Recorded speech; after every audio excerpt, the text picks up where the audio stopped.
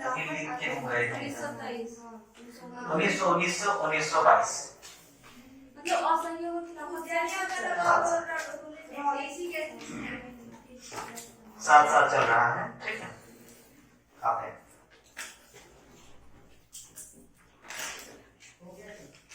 ठीक है। विचार क्या है, बैठेगा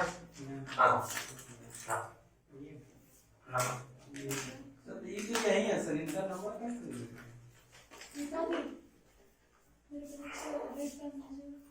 पेपर दिया रे, पेपर में दिया चाहे वहां जाएगा के पास जाओ, नंबर ले लीजिए, आपको जरूरत नंबर मेरे पास है, मेरा फोन डाउन नाम है क्या है, क्यों होता है, कहाँ होता है, इसका विस्तार क्या है, इसके विचार क्या है, इनकी नीति क्या है, इसका उद्देश्य क्या है, प्रभाव किसका है, प्रभाव कहाँ पड़ा इसका, और इसको संचालन कौन करेगा, संचालन कौन करेगा, इसका परिदृश्य क्या होगा, इतना सारा चीज हम लोग देखेंगे खिलाफत आंदोलन के अंदर। ठीक है, चलिए आते हैं। सबसे पहले हम लोग देखते हैं खिलाफत आंदोलन का विचार क्या है।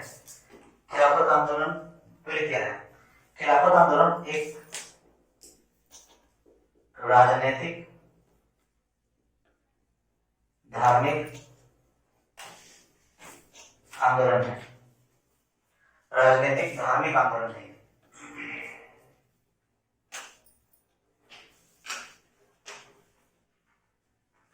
अच्छा, ये आंदोलन करता कौन है, आंदोलन कौन करता है, तो भारत के बहुसंख्यक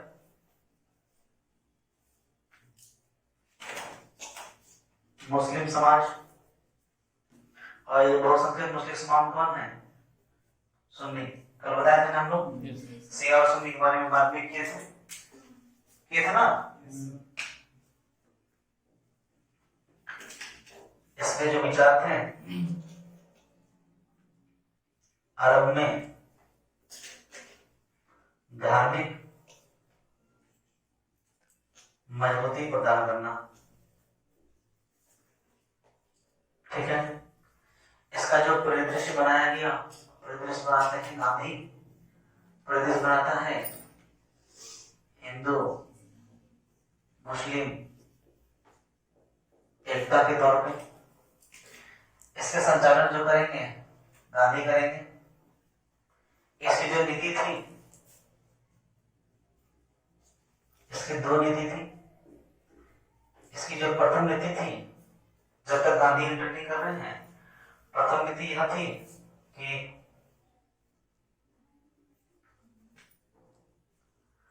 कांग्रेस व मुस्लिम लीग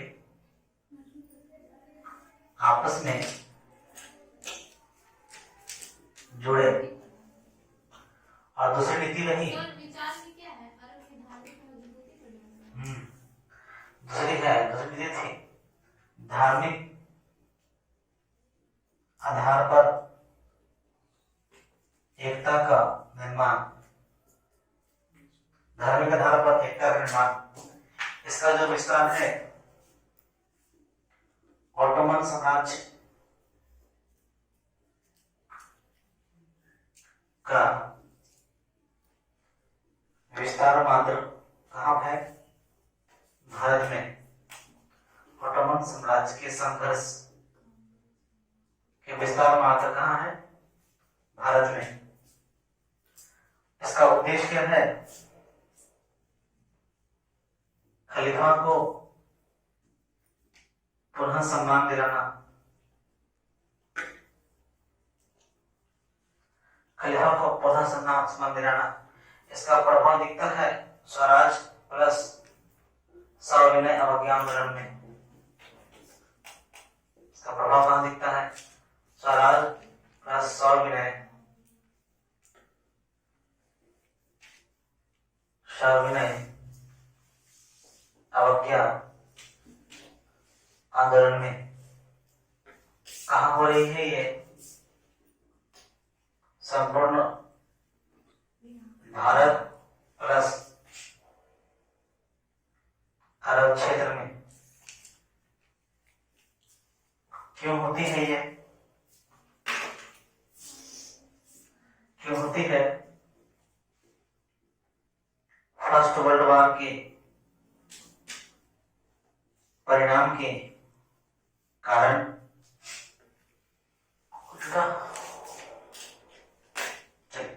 इतना फिर उतारिए, फिर दोबारा बढ़ते हैं। गांधी संचालित कैसे करेंगे?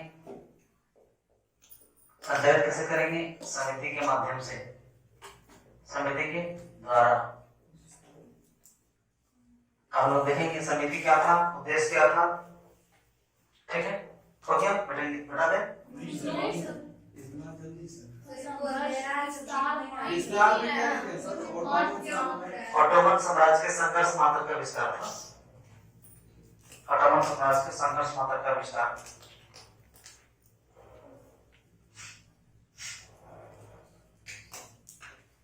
भारत में कुछ नहीं हो रहा है, मामला छिड़ रहा है अरब में, और अरब में छिड़ने के बाद गांधी जी इसको रेगुलेट कर देते हैं। भारत में देखिए कब छिड़ता है? 1919 से है ना, 1919 में ही अरब में के आसपास एक संधि हो जाती है अरब के अंदर। आप देखिएगा ये वह समय काल है जब प्रथम विश्व युद्ध समाप्त हो गया आपका, है ना। प्रथम विश्व समाप्त हो जाते हैं और उसके बाद ये चलता है। बेटा देख सर देख ले रहे हैं छोटा लिख लिया सर।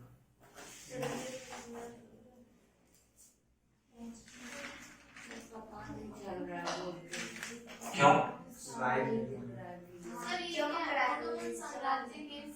ऑटोमन साम्राज्य के संघर्ष विस्तार का मात्र। इन्वर्टर ऑफ नहीं है सर। एक बात की इनसे ज्यादा नहीं देखो, जगह कम है अपने पास, तो इन्वर्टर खरीद के रखना बहुत दिक्कत हो जाएगी। आंदोलन के दौर में हम लोग देखेंगे कि गांधी जी ने कैसे रेगुलेट किया, कौन सा समिति के द्वारा। गांधी जी एक समिति बनाते हैं, खिलाफत समिति।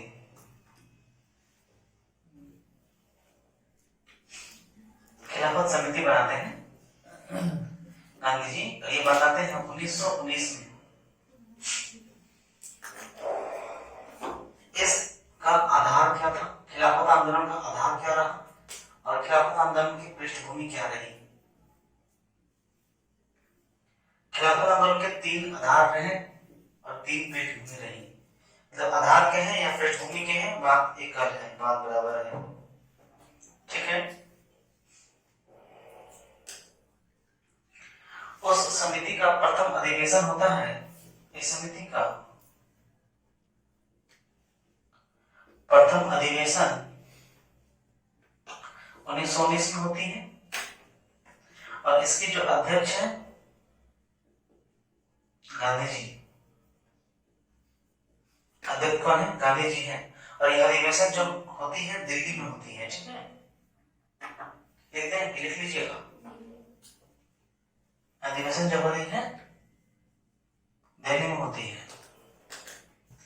इसके 3 आधार हैं। पहला आधार ये है, एक पद्धति है, 2 संधि है। ठीक है, पहले हम लोग देखते हैं, पहली जो संधि थी उनका नाम था सेवरेस की संधि। ठीक है, सेवरेस की संधि। अच्छा, इसी को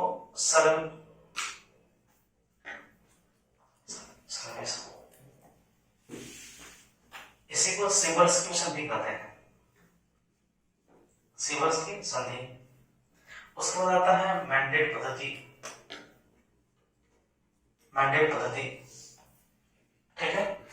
सेवरेस की संधि को सुधारने के लिए, इस संधि में गलती होती है उसको सुधारने के लिए आती है लोसाने की संधि। ये वर्ल्ड हिस्ट्री है, ठीक है। लोसाने की संधि। और तीसरी बात है, इसके आधार पर तीसरा बात था वो अंग्रेज का व्यवहार। अंग्रेज का व्यवहार। अब आते हैं अंग्रेज के व्यवहार के परत में हम लोग दो चीज देखेंगे। पहले समझते हैं पहले क्या था मामला, बाद में देखिएगा। पहले समझ लीजिए कि ओटोमन साम्राज्य जो थे 48 देशों का एक समूह था, जिनकी जो राजधानी हुआ करते थे, जहां खलीफा रहते थे, उस जगह को हम लोग कहते थे तुर्की। प्रथम विश्व युद्ध की घटना घटती है 1914 में, आसपास आप जानते हैं 18 तक। अंग्रेज खलीफा को बहुत प्यार करते थे, क्योंकि उसे अंग्रेज का हित खलीफा से जुड़ा हुआ था। क्योंकि तुर्की के पास एक जगह है जिसका नाम है कुस्तुनतुनिया। आपको याद होगा कुस्तुनतुनिया के पतन ने ही अंग्रेजों को भारत लाया, समुद्री मार्ग के द्वारा, चाहे पुर्तगाली हो, डच हो, कोई भी हो। कुस्तुनतुनिया के पतन के बाद तो तुर्की जो थे, कुस्तुनतुनिया पे किसका अधिकार हुआ था याद करो, तुर्कों का अधिकार याद आ रहा है। तो तुर्की क्या थे, कुस्तुनतुनिया में तुर्की था, हम पढ़ा चुके हैं, नहीं तो वीडियो रखा हुआ है, वीडियो देख लीजिएगा। तो कुस्तुनतुनिया पे अधिकार, तो कुस्तुनतुनिया का अधिकार जब तुर्कों का हो गया तो अंग्रेजी हित जोड़ लिया। ब्रिटिशों का ये हित था कि अगर हम वहां के राजा को मिले रहेंगे, उसको प्यार करेंगे, तो वो हमारे प्रति काम करेगा। तो यही हुआ, खलीफा क्या करने लगे, ब्रिटिशर्स के प्रति काफी झुकाव हो गया, और ब्रिटिशर्स खलीफा के प्रति काफी झुक गए, उनको काफी प्रेम और सम्मान देने लगे। प्रेम और सम्मान देने का सबसे बड़ा कारण था ब्रिटिशर्सों का कुस्तुनतुनिया का हित। क्योंकि ब्रिटिशर्स जो मान के चलते हैं, देखिए अगर यहाँ से ब्रिटेन से चलेंगे, फ्रांस से, यहाँ से अगर चलते हैं ब्रिटेन हो, फ्रांस से, कहीं भी इस पर इलाके से, तो अपने को आने के लिए कितना दूरी तय करना पड़ेगा, ठीक है। और ये रहा कुस्तुनतुनिया, यहाँ पे कुस्तुनतुनिया, और यहाँ से यहाँ आने में कितना दूरी तय करना पड़ेगा। अच्छा, दूसरी बात ये है जलमार्ग। जलमार्ग में आप कितना सुरक्षित है ये आप खुद समझ सकते हैं। ये है थलमार्ग। तो धर्म मार्ग के माध्यम से कुस्तुनतुनिया का हित जुड़ा हुआ रहा ब्रिटिशर्स का। तो ब्रिटिशर्स क्या किए, खलीफा को प्यार करने लगे। अब मामला ये हो गया, फर्स्ट वर्ल्ड वॉर हो गया। फर्स्ट वर्ल्ड वॉर में तुर्की ने अपने हित की रक्षा करने के लिए जर्मनी के साथ मिल गया। कारण क्या था कि तुर्की का जर्मनी का काफी इन्वेस्टमेंट तुर्की में लगा हुआ था, काफी इन्वेस्टमेंट। अभी इसको छोड़िए, तो छोड़िए, अभी आते हैं अभी अमेरिका। अमेरिका का हित किससे जुड़ा हुआ है ज्यादा, क्या वो पाकिस्तान को उठाकर पटक देगा। चीन, अच्छा चीन को भी समझ रहा है, चीन भी ये जान रहे हैं कि हम भारत से उलझ नहीं सकते, जान रहे क्यों नहीं, लेकिन फिर भी वो बार बार पाकिस्तान का हेल्प क्यों करता है, पाकिस्तान का पक्ष क्यों लेता है, कोई फायदा नहीं। चीन अपना इतना ज्यादा इन्वेस्टमेंट पाकिस्तान में कर दिया है कि पाकिस्तान का पक्ष नहीं लेगा तो इनडायरेक्ट उसको नुकसान हो जाएगा। वही वाला मामला रहा तुर्कियों का, जर्मनियों का। जर्मनी तुर्कमेनिस्तान तुर्की पे अपना इन्वेस्टमेंट कर दिया था, और तुर्की जर्मनी में अपना इन्वेस्टमेंट कर दिया था। तो दोनों का आर्थिक हित जुड़ा हुआ था। अच्छा, ये आर्थिक हित जो था ये कुस्तुनतुनिया के साथ जुड़ा हुआ था। ये आर्थिक हित कुस्तुनतुनिया अपने आप में बहुत जबरदस्त है कि मानिए तो यूरोप को एशिया से जोड़ने का एक बॉर्डर है, इसलिए जुड़ा था। कुस्तुनतुनिया के विकास में जर्मनी ने काफी मदद किया था। लेकिन जब प्रथम विश्व युद्ध हो जाता है तो दो राष्ट्र बन जाते हैं, मित्र राष्ट्र, धुरी राष्ट्र। तो मित्र राष्ट्र के साथ ना मिलके धुरी राष्ट्र के साथ में तुर्क मिल जाते हैं।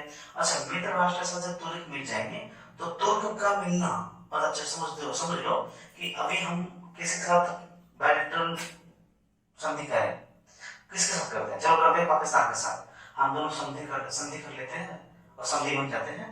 संधि करने के बाद क्या करेंगे, हमने पाकिस्तान का हमने गए दिल्ली गया, और दिल्ली जाकर के क्या किया, संधि करके चले आया कि अपन हम लोग मार्केट नहीं करेंगे, हम लोग सब रहेंगे, बस ट्रैक्टर साइकिल सेवा या फिर शुरू हो जाएगी, है कि नहीं, ये सारी चीज हो जाएंगे। तो और हमारी इच्छा में है फिर हमको करना पड़ेगा ना, हम बिहार में हैं, हमारी इच्छा नहीं है फिर भी करना पड़ेगा ना। आपको याद होगा ना 2000 में अटल बिहारी वाजपेयी अकेले गए थे और कुछ करके आ गए थे, याद है, क्या करके आए थे, बस सेवा शुरू 99 में, बस सेवा शुरू, और कारगिल की युद्ध हो गई और बस सेवा की वजह से। तो उंगली किस पे उठेगा, अटल बिहारी उठेगा। मामला ये था कि तुर्क में जो बैठते थे साम्राज्य के, पूरे साम्राज्य के बाबा, उनको कहा जाता था खलीफा। खलीफा का झुकाव किसके साथ हो गया, जर्मनी के साथ। अच्छा, अन्य जो देश थे 48 जो देश थे वो नहीं चाह रहे थे वहाँ, लेकिन जब बाबा ही चले गए तो हमें तो जाना ही पड़ेगा, तो ये लोग भी चले गए। हो गया गड़बड़ क्या, तुर्कमेनिस्तान जर्मनी हार गया। जर्मनी हार जाता है और 1919 में जर्मनी में एक संधि हो जाती है, वर्साई की संधि। और पर जर्मनी पे क्या करते जाता है, अधिभार युद्ध क्षतिपूर्ति वर्साई की संधि के माध्यम से थोप दी जाती है। अच्छा, इनको अब क्या हुआ कि अंग्रेज को लगा कि भाई जो व्यक्ति मेरा था दूसरे का हो गया, अब कुछ कर ऐसा कमा कि मेरा हो जाए फिर से, है कि नहीं? वो कमाल करने के चक्कर में इसने क्या कर दिया, सरिया की संधि, सिवरस की संधि कर दिया। और सिवरस की संधि करके बोला कि तुम बड़ा धोखेबाज है, ऊपर रहते हैं, चीर फाड़ के तुर्कमेनिस्तान को रख दिया, तुर्क को पूरा चीर फाड़ दिया। बताइए क्या किया, देश उठा के दूसरे को बांट दिया कि तुम पकड़ ले फ्रांस भाई, तुम मेरे साथ था, मैं तो खलीफाओं की स्थिति क्या हो गई, गिरने लगी। अब खलीफा का जो संबंध है, खलीफा सुन्नी मुसलमान है, खलीफा क्या होते थे, सुन्नी मुसलमान। अब भाईचारा को ज्यादा ही होता है इस्लामिक में, तो वहां जो उसकी स्थिति गिरने लगी, भारत में जो मुसलमान थे उनमें तड़पाहट हो गया। वे क्या कहने लगे, अहिंसात्मक रैली निकालना शुरू कर दिया अंग्रेजों के खिलाफ, ब्रिटेन के खिलाफ। ब्रिटेन के खिलाफ निकालना मतलब ब्रिटिश के खिलाफ निकालना, और ब्रिटिश कहाँ है, इंडिया में। मामला कहाँ उठा और यहाँ कहाँ है। अच्छा, अब दिक्कत ये था कि जो ये यहाँ पे मुस्लिम संप्रदाय के लोग, मुस्लिम जो सुन्नी थे, ये ब्रिटेन के खिलाफ एक शांति मार्च निकालने लगे, अहिंसात्मक मार्च निकालने लगा। गांधी जी को लगा कि सारा अपन का अभी समय है, अब गुजराती भाई दिमाग लगाएंगे, और गुजराती भाई दिमाग लगा देते हैं, बना देते हैं खलीफा समिति, खिलाफत समिति बना देते हैं 1919 में। जबकि अभी उनको 1919 में कुछ और भी काम करने थे, असहयोग आंदोलन चल रहा है 1919 में, और इसी बीच में क्या कर देते हैं, वो एक खिलाफत आंदोलन, खिलाफत समिति बना देते हैं। जब खिलाफत समिति बनाते हैं किस लिए, कि जो हिंदू मुसलमान में जो दरारें आ गई है ना, वो भर दी जाएंगी। भाई कहाँ के हैं, भाई कहाँ के हैं, गुजरात के, और भाई क्या है, हिंदू है। और मदद किसका किया, कांग्रेस क्या है, धर्मनिरपेक्ष। कांग्रेस ने भाई को खड़ा किया और भाई ने उन लोगों को बुला लिया, बोला अपन तेरे साथ टेंशन लेगा नहीं भाई, और टेंशन उसने नहीं लिया, और असहयोग आंदोलन, सॉरी खिलाफत आंदोलन को हवा मार दिया। तो खिलाफत आंदोलन फैल हो गया, बाद में फैल हो गया। तो खिलाफत आंदोलन एक पृष्ठभूमि बना दी, जो हिंदू मुसलमान दूर था ना, जुड़ गया, और यही जुड़ाव स्वराज बनाता है, और यही जुड़ाव सविनय अवज्ञा आंदोलन में लेकर आता है, और वहीं से सविनय अवज्ञा आंदोलन चलती रहती है। मुस्लिम लीग जो 1900 कितना बना था, 1906 में, वो मुस्लिम लीग 1906 से लेकर 42 तक मजबूती के साथ काम करती है, दोनों मिलके, और 42 में फिर झगड़ा हो जाता है। उसके बाद नहीं बहुत हो गया भाई, बीच में मारा था, फिर मेल लिया, फिर मार दिया हमको, क्यों मारा, भाई फिर से अलग हो जाएंगे, और ऐसा अलग हुआ कि जमीन जायदाद बर्बाद। सर लेकिन पाकिस्तान बनने के बाद 1906 में ही हो गया था ना, कि बोला गया था कि पाकिस्तान बनने के बाद मुस्लिम लीग की स्थापना की, पाकिस्तान तो बनने के बाद आपका 1929 में अल्लामा इकबाल लिखते हैं, क्या लिखते हैं, सारे जहां से अच्छा हिंदोसिता हमारा, हम बुलबुलें हैं इनकी, ये गुलिस्तां हमारा। अगर पाकिस्तान की मांग नहीं होती और अल्लामा इकबाल पाकिस्तान की मुस्लिम लीग में शामिल नहीं होता, और पाकिस्तान की मांग के लिए वो खड़े नहीं होते ना, तो आज हमारे यहाँ का राष्ट्रगान यही होता, हाँ ये बात तो सारे जहां से अच्छा हिंदोसिता हमारा, गीत बना दिया। ठीक है। कारण क्या है कि जन गण मन जो है ये बंगला है, ये ब्रिटिश के लिए लिखा गया, ये बंगला है। बंग आंदोलन के दौरान इसको गाया गया, और उसके बाद ये चलता रहा, और चलता रहा, क्योंकि और इसलिए भी अल्लामा इकबाल को इसलिए कहा जाता था क्योंकि सारे जहां से अच्छा हिंदुस्तान हमारा, या बुलबुलें हैं इनकी, गुलिस्तां हमारा, बहुत सा लंबा है, आप जानते हैं, पढ़े होंगे। ये एक भारतीय जुड़ाव रख रहा था, एक छोटे से स्तर के लोग भी इनको गा सकते हैं, बड़े से भी गा सकते हैं, लेकिन जन गण मन सभी लोग नहीं गा सकते हैं, गा सकते हैं क्या, और में ऐसे ऐसे लाइन है, ऐसे टर्म्स हैं, और हम लोग भारतीय हैं, हम लोग सबको शॉर्टकट निकालते हैं, पूरी जनगणना तो कभी गाते ही नहीं है। 52 सेकंड में लिया और जहाँ पे लिख दिया जय है, फिर जय है वो तो एक कोटेशन है, फिर उसके बाद अभी आगे और है, उसको नहीं गाएंगे ना। एक कोटेशन हम लोग गा लिया और अगला कोटेशन बांग्लादेश को खिला दिया। बांग्लादेश में भी हमारा सुराना बांग्ला दोनों को एक ही राइटर है। अगर नहीं होता तो हमारा यही होता, सारे जहां से अच्छा हिंदुस्तान। ऐसा इतिहासकारों का भी मानना है। हाँ उसके आगे भी है। किसमें? हाँ ये बहुत बहुत बड़ा है, बड़ा बहुत बड़ा है। तो हम लोग ठीक है। तो अंग्रेज का व्यवहार समझ में आया क्या हुआ, कैसे चेंज होता है। पहले खलीफा के प्रति, फिर बाद में खलीफा के विरुद्ध। ये ध्यान रहेगा कि नहीं? Yes sir. खलीफा के प्रति और खलीफा के विरुद्ध। अच्छा, अगर कभी पूछ लिया जाए कि खिलाफत आंदोलन के दौरान उस्मानी साम्राज्य को क्या जरूरत पड़ी जो वह मित्र राष्ट्र के साथ ना चुन के धोरी राष्ट्र के साथ मिल गए, जर्मनी का साथ दिया, तो क्या रहा था? कारण क्या था? कुस्तुम दुनिया का हित।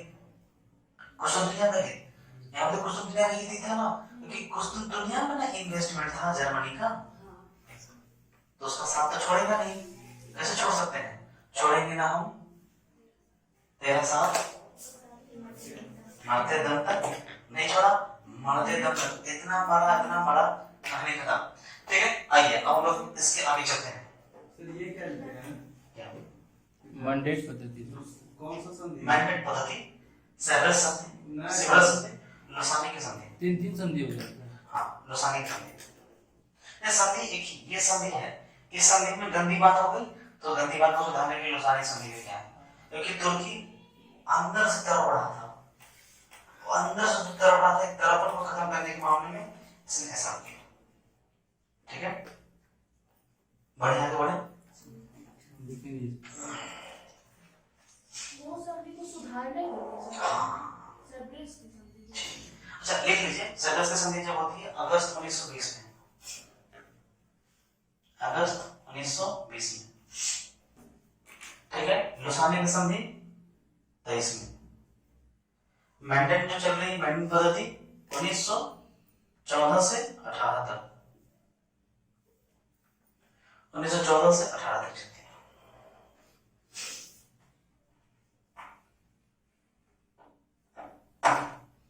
मिटा दें सीवर्स की संधि, सेवर्स की संधि कही चाहे सीवर्स की संधि एक ही बात है। जैसे गुंजन गुंजा की है उसी तरह।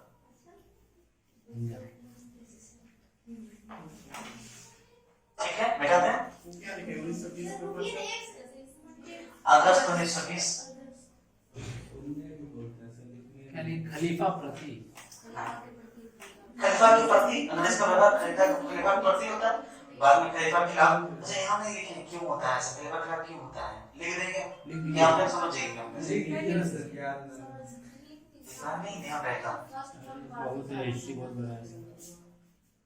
फर्स्ट वर्ल्ड वार में तुर्की ने जर्मनी का साथ दिया था। ठीक है, इसी वजह से क्या हो जाता है, दुखी हो जाते हैं। अच्छा, जर्मनी का साथ क्यों दिया था? कुछ दुनिया के हित के लिए। जहां लिखा जर्मनी का साथ दिया था बॉक्स नीचे कुछ दुनिया के हित के लिए। कुछ दुनिया के हित के लिए लिखो ना। आर्थिक मैंडेट पद्धति भी पढ़ेंगे हम लोग। यही मैंडेट पद्धति के तहत भी है ना, तर्ज पर मैंडेट पद्धति बाद में एक संस्था बन जाती है, और बाद में ये संस्था क्या बन जाती है पता है? United nation judicial committee. ये अंतरराष्ट्रीय संघ बन जाता है, बताएंगे। यहाँ पे आपको जैसे अभी का मामला हुआ था ना, हम लोग अंतरराष्ट्रीय न्यायालय लेके जाते हैं इन चीजों को। और अंतरराष्ट्रीय न्यायालय एक मैंडेट पद्धति एक संस्था बदलती है, और वही संस्था अंतरराष्ट्रीय न्यास में बदल जाता है, बोर्ड के रूप में तैयार हो जाता है। और वही बोर्ड तय करता है कि इसके लिए कौन न्याय करेगा, इसके लिए कौन न्याय करेगा, और फिर उस पर अंतरराष्ट्रीय न्यायालय में लेके चले जाते हैं। ठीक है, आगे बढ़े जाए। आइए अब हम लोग सेवर्स की संधि को देखते हैं।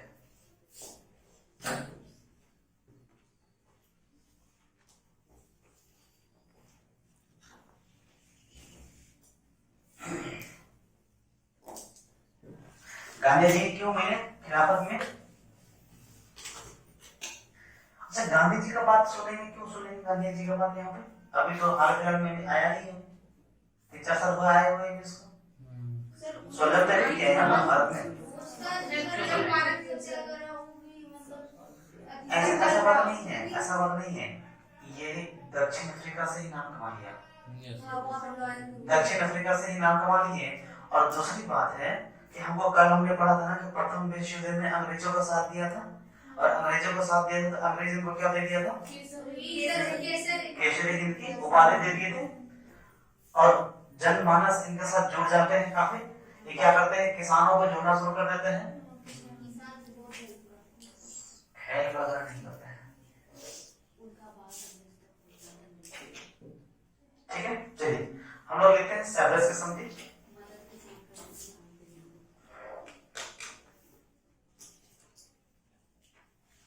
सेवरस की संधि पहले देखेंगे सेवरस की संधि क्या है। हेडलाइन में बताना ना, हम लोग खिलाफत ही पढ़ रहे हैं, ऐसा ना हो कि बाद में पता चलेगा हम लोग खिलाफत की जगह आप कुछ और खिलाफत करने लगे। हाँ ठीक है, तो क्यों है, किसके मध्य होता है ये संधि?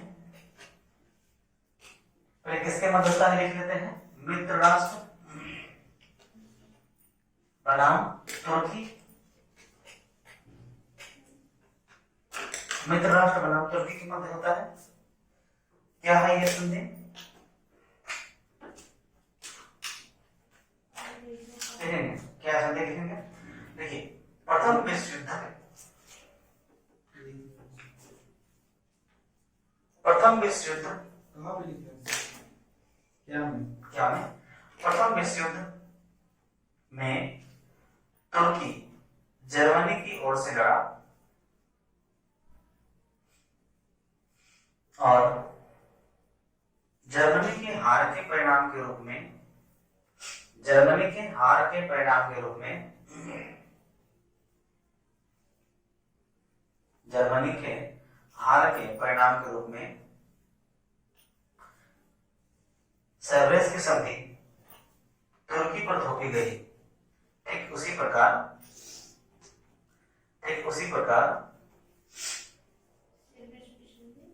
थोपी गई, ठीक उसी प्रकार जिस प्रकार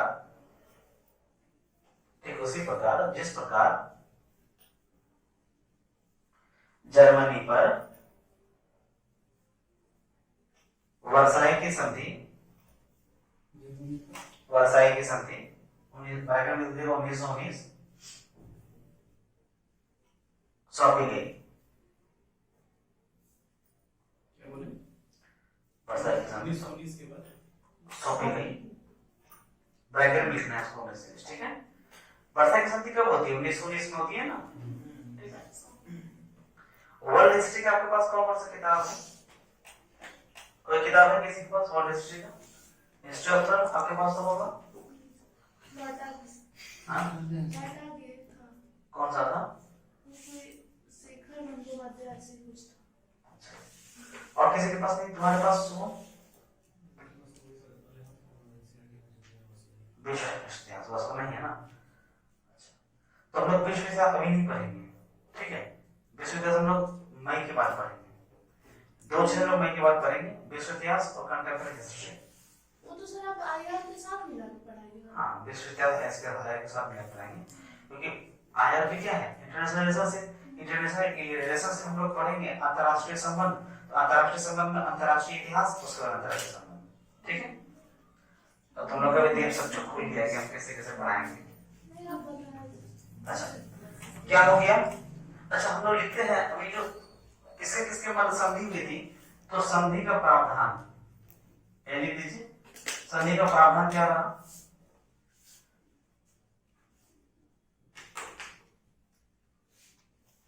संधि का प्रावधान क्या था? संधि के प्रावधान में 2 बातें होती हैं।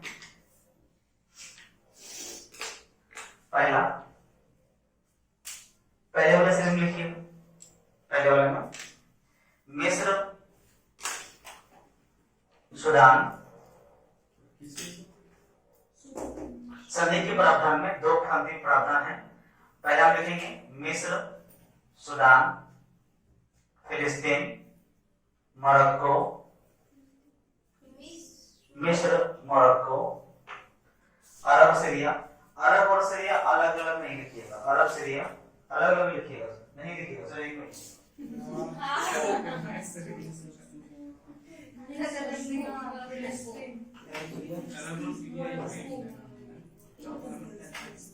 ईरान, एक मिनट, ईरान को तुर्की से अलग किया गया,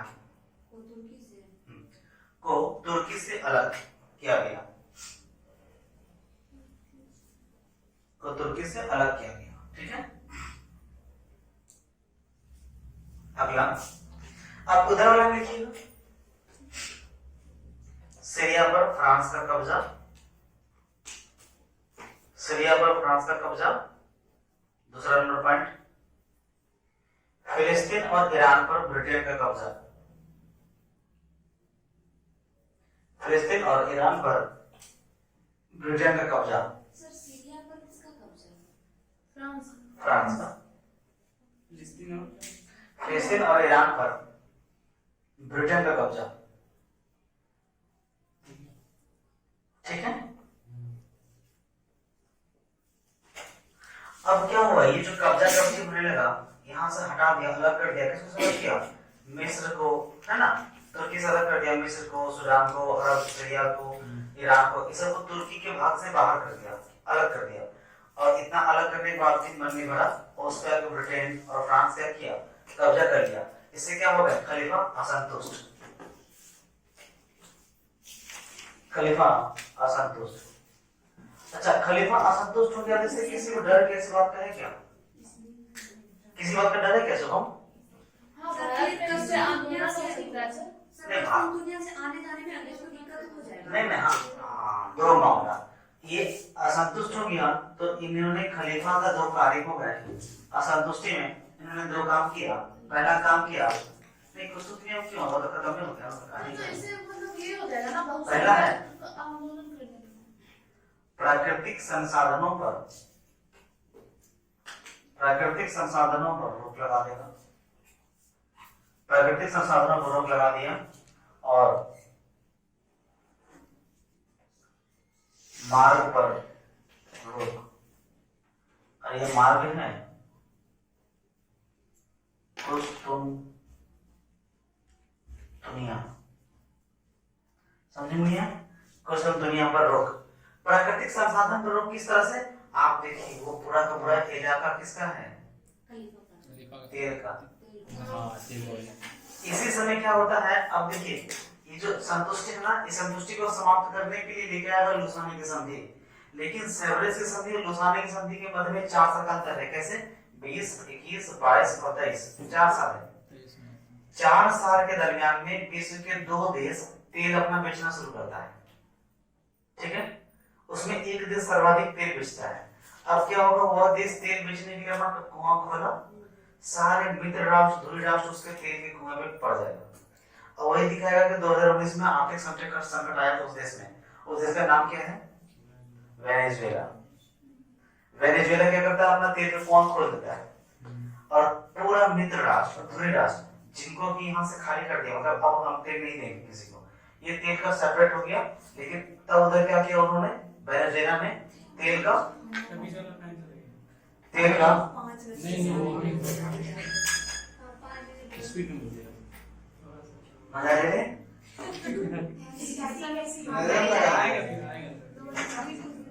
तो क्या हुआ, वेनेजुएला तेल का खदान खोल लेता है और सभी देश उस तेल के पीछे पड़ जाते हैं। यही कारण है कि बहुत जल्दी उनका तेल का स्रोत क्या हो गया, समाप्त हो गया। उन्होंने तेल के अलावा और कोई ऑप्शन नहीं बनाया अपना अदर इनकम के लिए। और ये क्या हुआ, इसका स्वाहा का डाला। बंद कीजिए, आवाज करता है। बंद करो, बंद करो। ये काफी है,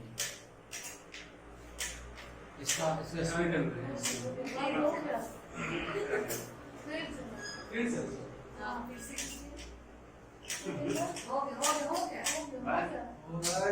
पता ही नहीं चला।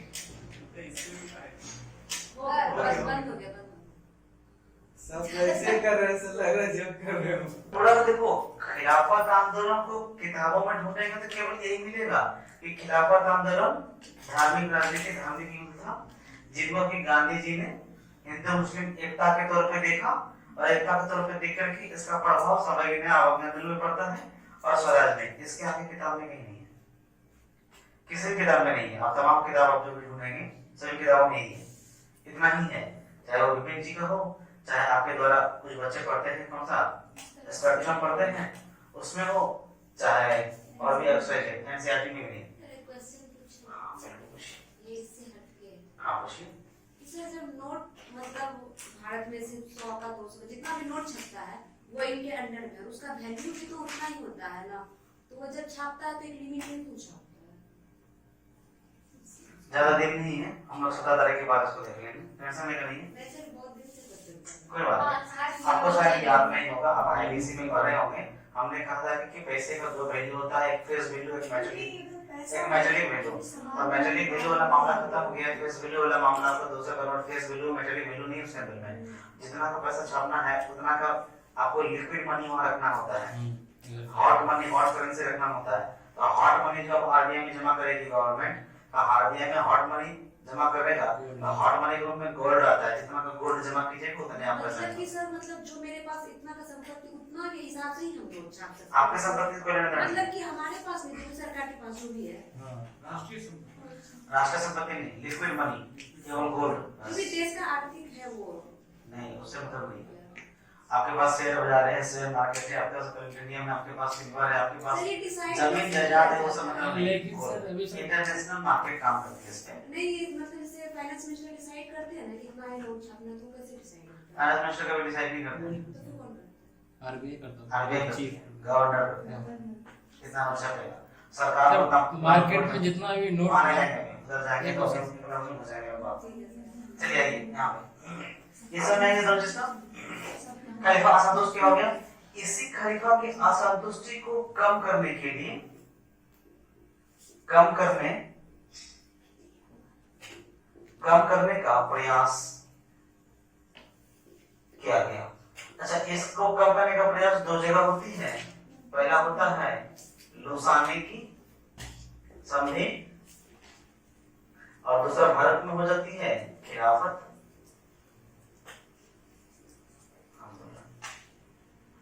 ठीक है, भारत में क्या होता है खिलाफत आंदोलन। लुसाने की संधि विश्व व्यापार में होता है, यानी कि ये वर्ल्ड वाइड, और ये होता है भारत में। ये कब होता है लुसाने की संधि 23 में, और ये 19 से 22 तक। दोनों उनके असंतुष्टि को कम करना चाहता है।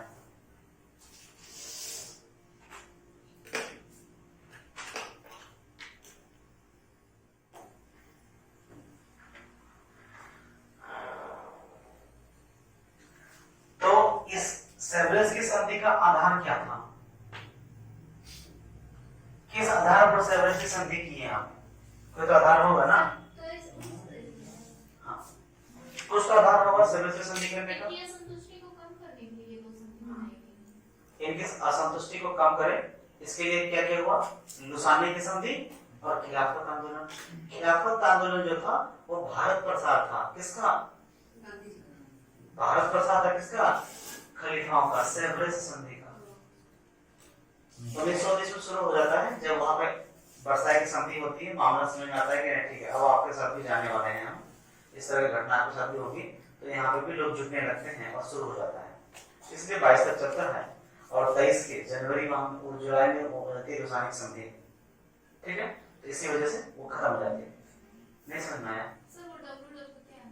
वर्ल्ड वाइड और शॉर्टकट से बहुत इजी समझ में और एरर लगा के एक और डन डाल दीजिए सर। एरर नीचे है ये 1900 यहाँ से करें खिलाफत आंदोलन के लिए। खिलाफत आंदोलन भारत प्रसार है, ये 1922 में। अच्छा इसका आधार जो था ना, इस सेवरेस की संधि का आधार था, यही आधार है मैंडेट पद्धति। ये आधार ही क्या है? मैंडेट पद्धति। मैंडेट पद्धति लिख के नीचे डैश लिखिएगा। मैंडेट पद्धति क्या है?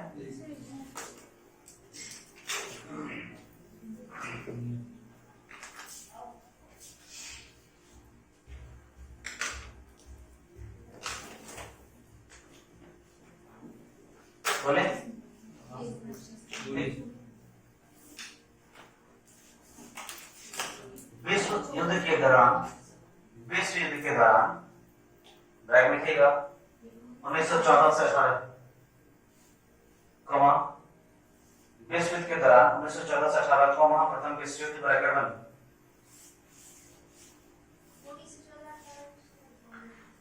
प्रथम विश्व युद्ध ब्रैकेट में 1914 से 18 कॉमा प्रथम विश्व युद्ध कॉमा बंद ब्रैकेट बंद। प्रथम विश्व युद्ध के दौरान अंतरराष्ट्रीय शांति एवं सुरक्षा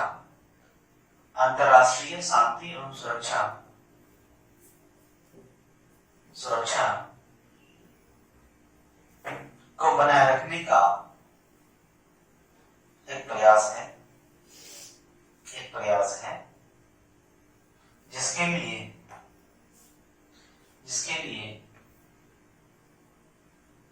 किसी के साथ भी किसी भी प्रकार का भेदभाव के बिना संधि की जा सकती है।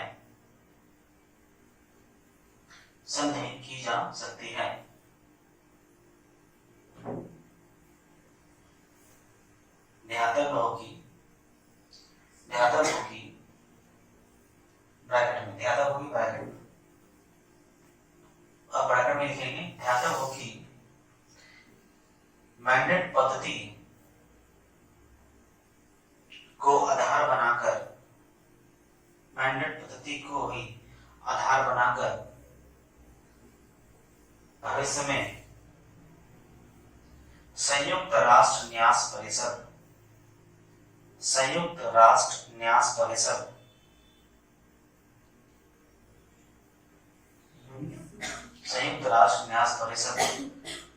की न्यास एडवाइजरी मोड हो जाती है, ठीक है। न्यास परिषद की स्थापना 1945 में की जाती है।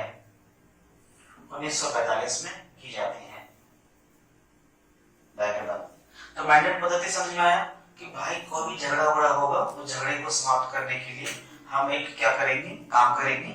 उसके लिए कोई भी संधि करना पड़े, कुछ भी करना पड़े, किसी से भी करना पड़े, उससे मतलब नहीं है। जो गलती करेंगे, जो हारेंगे उनसे संधि करेंगे और वो संधि क्या होगी, कोई भी हो सकती है। जिस तरह की संधि हमें पसंद आएगा उसमें करेंगे। तो इसी आधार पर मैंडेट पद्धति अपनाया गया। अब आते हैं लुसानी की संधि। असंतुष्टि पर काम करने के लिए हमने लुसानी संधि देख रखा है ना। लुसानी संधि देखिए, कुछ छूट गया आपका छूट गया कुछ क्या? अच्छा ध्यान से जहाँ ध्यान लिखे ना वहां से ब्रैकेट शुरू करेंगे।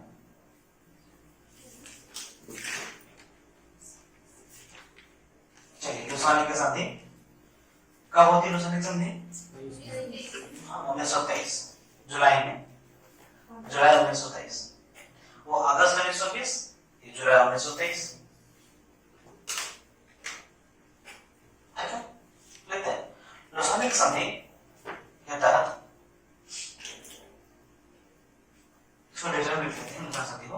के तहत निम्न प्रावधान किए गए।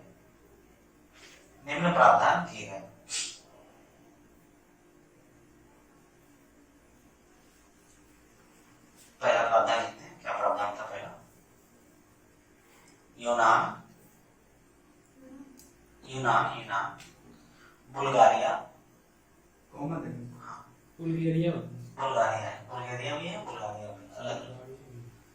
बुल्गारिया तुर्की के सीमा का निर्धारण किया गया।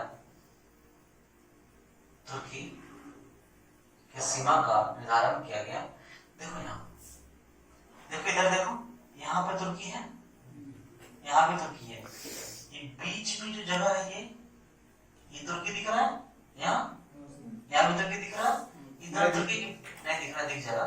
ये जो बीच में गैप है इसी मार्ग है, यही मार्ग है। इसी मार्ग के हित के लिए जर्मनी वगैरह सब लड़ता है। यहाँ है क्या? देखो यहाँ तुर्की है, तुर्की इस्तांबुल ठीक है, इसकी राजधानी। और देखो इधर भी तुर्की है, इधर और तुर्की के बीच में छोटा सा गैप है, इसी गैप के लिए सारा बवाल हो गया। सब मैप में यूरोप अलग ही है। छोटा सा है ना, यहाँ इतना है ना, यहाँ नहीं दिखेगा, इसलिए बड़ा करके इधर दिखाता है। ठीक है, बुल्गारिया का सीमा निर्धारण किया गया, का सीमा निर्धारण किया गया। आप लोग के पास बहुत पर्याप्त समय है, आप लोग प्लीज पूरा का पूरा वर्ल्ड मैप एक एक देश याद कर लीजिए कि कहाँ कहाँ है। टोटल कितना देश है सर? जितना भी देश है 192, पूरा का पूरा देश। 195 तो यूएन में जुड़ा हुआ है। 198 एंड जो रजिस्टर्ड देश अब 195 है, रजिस्टर्ड देश 195। यूएन वो उससे जुड़ा जाए तो छोटा मोटा तो 300 से ऊपर भाग जाएगा। तो उसके लिए लेने के लिए एक खरीदना होगा। हाँ, एक खरीद दीजिए। जैसे एटलस में तो आता है, एटलस में भी अच्छा से आपको लगता है कि एटलस आधार से आपको इसको समझ आएगा, और इससे तो समझ आएगा ग्लोब के अंदर। फिर लोग घुमाते घुमाते हाँ, तो कोई बात नहीं, आपको जैसे उचित लगे वो आपकी परेशानी है, आप देख लीजिए। जो ऑप्शनल ज्योग्राफी लेगा वो खरीद। नहीं नहीं, आप तो ऑप्शन ज्योग्राफी में लगा देते ना। यस सर, वही लेंगे। हाँ, वो खरीदे। ज्योग्राफी फिजिक्स अच्छा है आपका? हाँ अच्छा, क्या दिक्कत तब है? लीजिए। फिजिक्स में क्या है? बेसिक फिजिक्स होना चाहिए। नहीं, फिजिक्स आपका अच्छी है। एडवांस फिजिक्स क्या होगा? एडवांस ऑफ बेसिक उतना तो पता ही है सर, 12 का पता ही है। लिखते आ गए प्रश्न संख्या में पहला प्राप्त आया था, दूसरा Cyprus, Cyprus, Cyprus, Cyprus, Iraq, Cyprus, Iraq, Syria पर, सीरिया पर तुर्की के दावे को, तुर्की के दावे को माना गया, तुर्की के दावे को माना गया। और तीसरा था कि ओटोमन साम्राज्य का जब भी पूरा विघटन होगा, हाँ, ओटोमन साम्राज्य का जब भी पूरा विघटन होगा, ओटोमन साम्राज्य का जब भी पूरा विघटन होगा, उस पर तुर्कियों का अधिकार होगा, उस पर तुर्कियों का अधिकार होगा।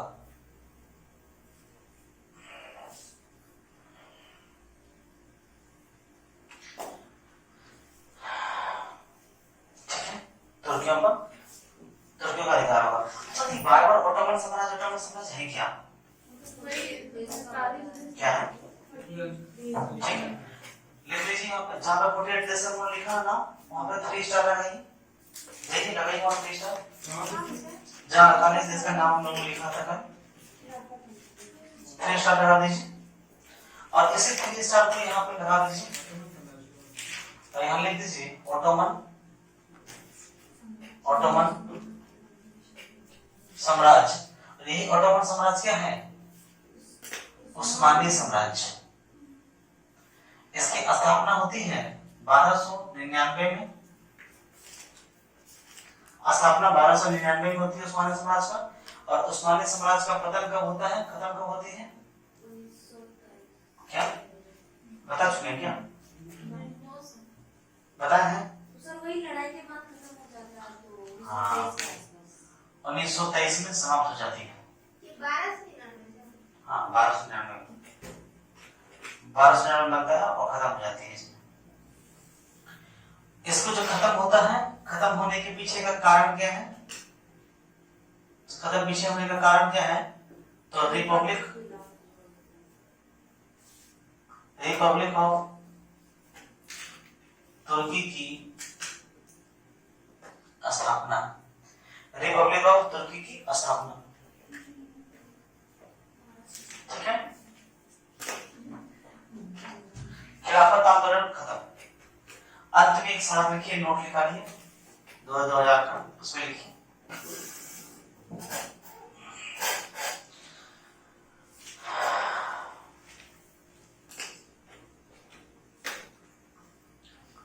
खिलाफत आंदोलन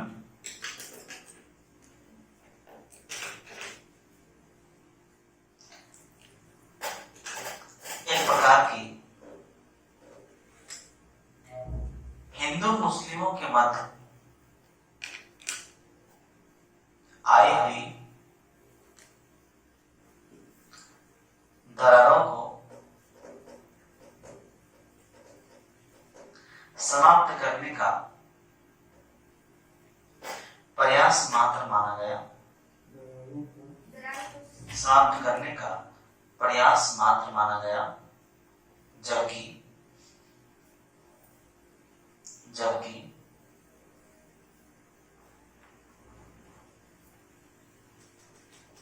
यह एक